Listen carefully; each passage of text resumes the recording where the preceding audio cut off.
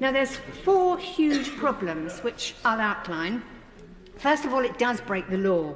Yes, that was our Baroness Jones of Moulsecoomb, great namer, who gave us 4 brilliant reasons why Braverman's illegal migration bill just simply won't work.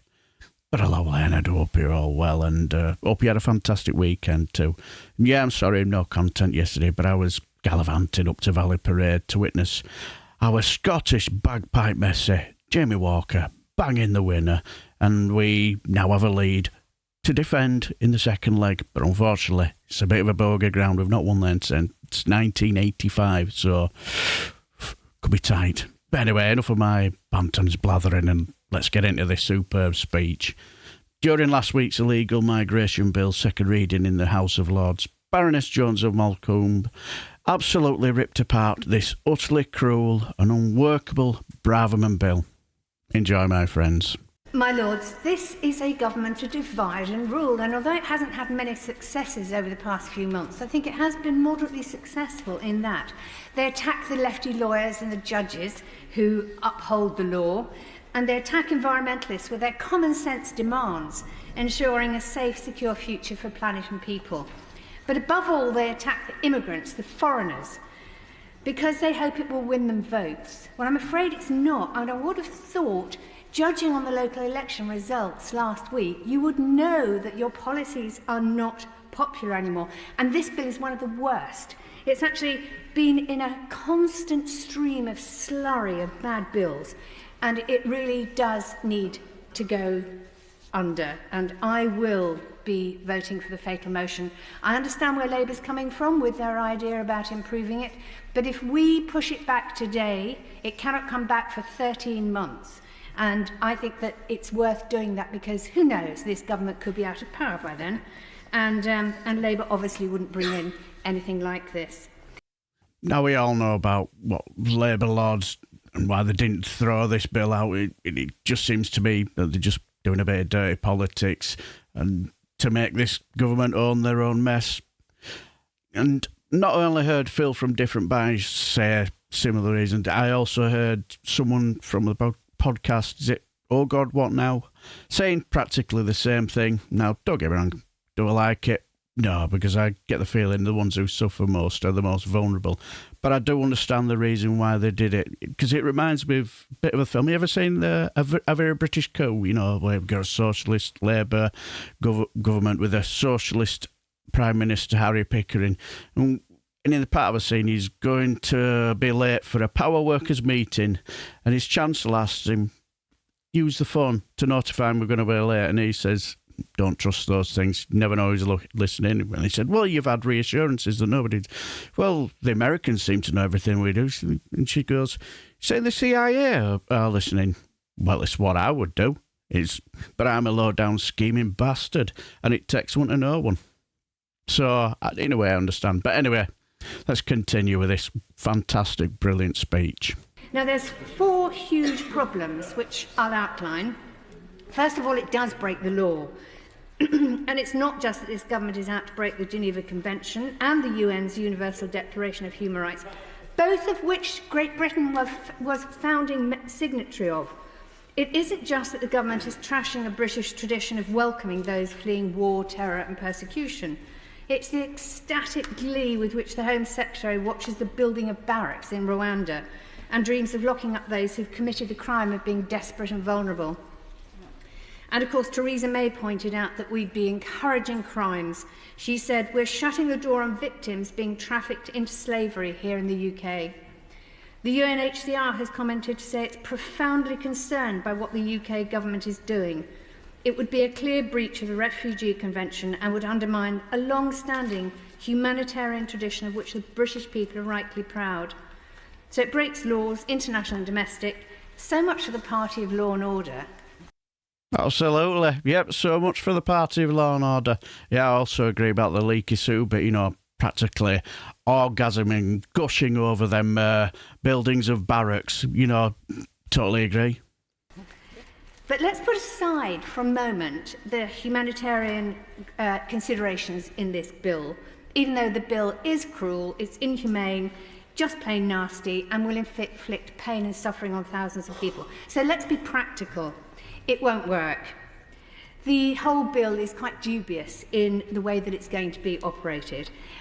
Do you seriously think you're going to deport hundreds and thousands of people without protests and without opposition? It just won't happen. Now, the former head of the British Army, General Lord Sir Richard Dannatt, has attacked the government's plans to send migrants to Rwanda, for example, saying Rwanda is still living under the shadow of genocide. He was in Rwanda as Chief of the General Staff in 2009 and sits on the all-party parliamentary group on war crimes, which looks into those who participated in the Rwandan genocide. He argued it is unwise to send people from all over the world to a nation still recovering from the political violence that it was inflicted in the 1990s. Now, that sounds like a disorganised country to me, and it certainly doesn't sound safe. So perhaps the Labour Law Minister could explain his criteria for a safe country. And I would argue when you have opposition from someone who is a pillar of the establishment, you have a problem. I'm sure the government's done its sums on this, the detention, the accommodation, the flights, the payments to other countries, policing the protests. To me, it sounds extremely expensive. And I'd like to know what the cost is per person if all this works out. Can totally agree. It's cruel, inhumane, and it's just plain nasty, isn't it? And quite rightly, it won't work, and it certainly won't deport these hundreds of thousands of asylum seekers that they say it will do. Also, I think that is a brilliant question to ask, isn't it? Who does this government and the Lord Minister who's was going over this bill in the House of Lords actually believe? What does a safe country look like? Because Rwanda, in my eyes, looks anything but a safe country. Not to mention the money that is spent on this skip fire. Our money. Conclusive proof that this extreme Brexit Tory government are very good at spending other people's money, aren't they? Now, the third thing is the bill is the opposite of what the UK needs.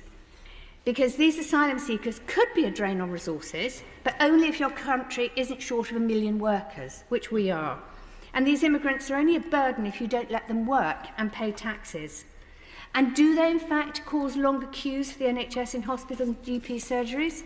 No, in fact, these people seeking a new life are part of the solution to the NHS waiting line. Dr. Wahid Arian, an NHS medic and himself a child refugee and trauma victim, survivor, says it's immigration that's keeping the NHS just about alive. The government has fooled some people into thinking that we are full up and too many resources would be used by asylum seekers. But the pressure on our NHS, our schools, our public services, our asylum system is coming from deliberate underfunding and careless privatisation by the Conservative government. We have an ageing population. We don't have enough young people coming through to pay our pensions or keep the economy functioning. We need immigration. Again, I also agree on the fact that why aren't these people being allowed to work? You know, especially when we have over 1 million vacancies, and they are always going to be a burden if they're not allowed to work or pay taxes, are they? Also, absolutely totally agree about the situation where these people are helping keeping the NHS afloat. Well said. And now, the fourth thing is breaking our democratic system. This government constantly tries to avoid parliamentary scrutiny for its measures. And with this bill and with others, it subverts democracy to make it easier to enact laws that would be deeply unpopular, and they give power to ministers when they should be really held to account by Parliament.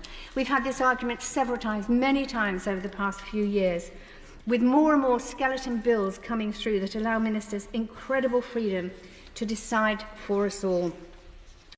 She's right in my view on that as well. It does look like they're subverting democracy to enact unpopular laws, and that they will play every trick in the book to escape any counts of scrutiny within the House of Commons, won't they?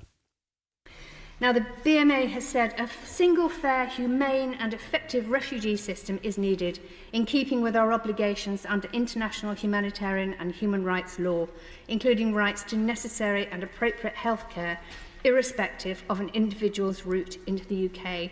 And Before the Minister asks if we Greens have an alternative, well, yes, of course we do. We have a fair and humane refugee and asylum policy. It's a result of a long period of research, and it is fully costed, unlike possibly the government scheme. You've got to remember, Greens are actually very good on financing the economy because we have so little money and we spend it extremely wisely. So, in short, this bill is not the solution to any problem. It's impractical, expensive, cruel, undemocratic, with criminal tendencies, and it won't work. I suggest the government has a rethink. Totally agree. And I also totally agree about having a fair, humane asylum system. I still prefer the idea of, a processing plant in France, but I'm always up for somebody giving a better alternative. I'm also in favour of more safe and legal routes as well. But I thought that was a brilliant speech, and I agree that the government is employing a strategy of divide and rule, aren't they? They target lefty lawyers and judges, environmentalists and immigrants in order to just gain political support, don't they? A speech also highlights that the bill in question is illegal, and it is. I think they know it is as well. It's impractical, expensive, cruel, undemocratic, and breaks both domestic and international law. It emphasises the need for a fair and humane refugee and asylum policy as an alternative, and additionally, the speech also criticises the government for avoiding parliamentary scrutiny and undermining democracy. So bravo, Baroness Jones. Anyway, so that was 4 brilliant reasons why this illegal migration bill just won't work. Because, like I said, firstly, it breaks the law. And because it breaks the law, secondly, that's the reason why the bill just won't work, will it? Thirdly, it's clearly not what the country needs. And it isn't, is it? Especially, like she says, we've got over 1 million vacancies in the country. And fourthly, it just simply breaks our democratic system, doesn't it? Yeah, because they're just basically just doing whatever they can to subvert democracy. They won't have it go through the House of Commons if they can help it. But anyway, I'd just like to thank one of my followers on Twitter for highlighting this excellent speech, because as somebody who works on me, and I do miss a lot of things, so when people highlight something, I'm always forever grateful. But anyway, what do you guys think? Let me know down below, and until the next time, I shall bid you farewell and take care, my friends.